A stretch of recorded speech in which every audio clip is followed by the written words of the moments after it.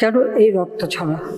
আজকে যাদের আমরা হারিয়েছি, আমি তাদের আত্মার মাগফিরাত কামনা করি।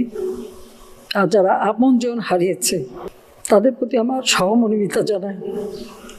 আর আমি নিজে দেখেছি, এখনো বহু, এমনকি কালকে একটা ছোট শিশুকে পর্যন্ত দেখলাম।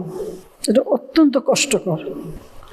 আমি জানি না অপরাধটা কী ছিল আমাদের, যে ইস্যুটা নেই সেটা নিয়েই আন্দোলনের নামে এই ধ্বংসাত্মক কার্যকলাপগুলি, দেশের অর্জনকে নষ্ট করা, আন্তর্জাতিকভাবে বাংলাদেশের ভাবমূর্তি নষ্ট করা, কে কি অর্জন করলো সেটাই আমার প্রশ্ন।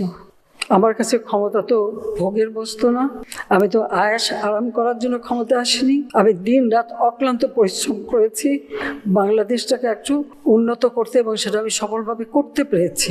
আজকে বাংলাদেশ বিশ্ব উন্নয়নের রোল মডেল, সেই মর্যাদাটাকে কেন নষ্ট করা হলো?